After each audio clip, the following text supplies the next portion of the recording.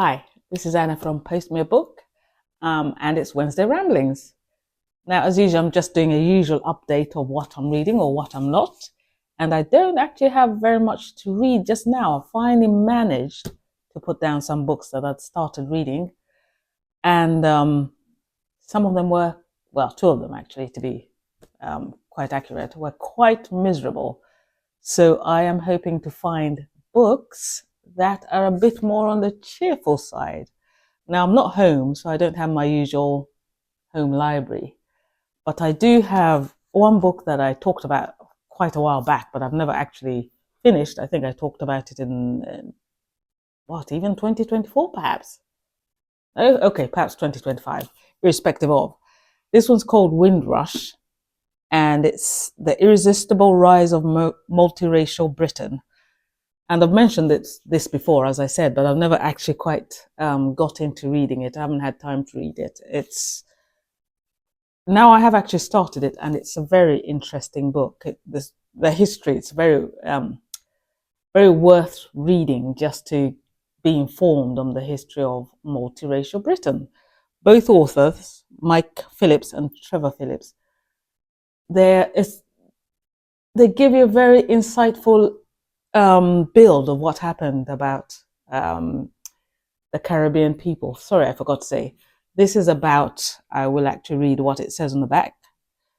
50 years ago, 500 West Indians made a 30-day journey across the Atlantic in an aging merchant ship for the Empire. No, the ship was called the Empire Windrush.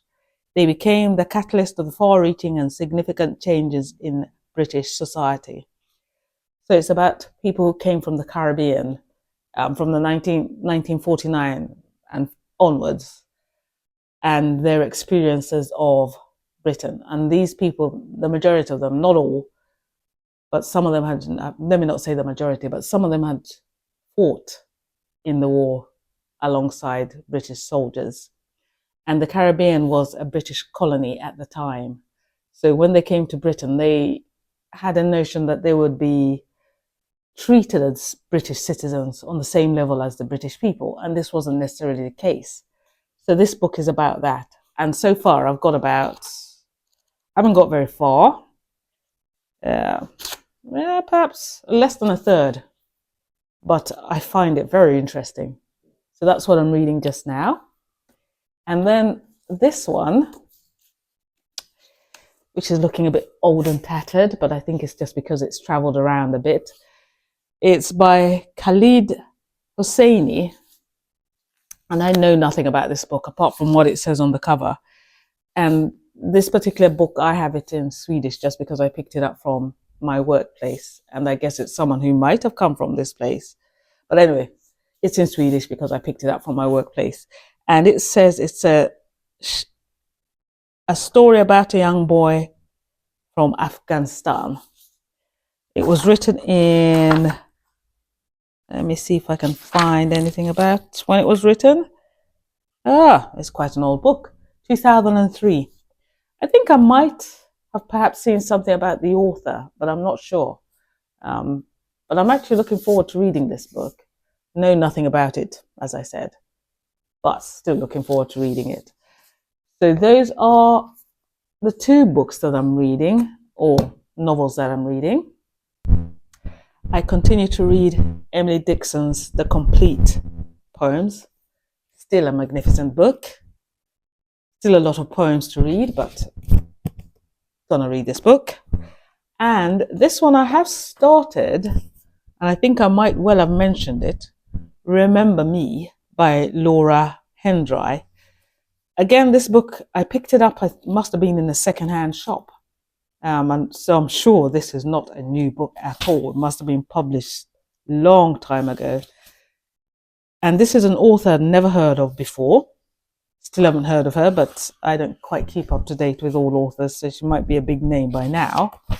It was written in, let me see, it was written in 1999. So really, it really is not a new book at all.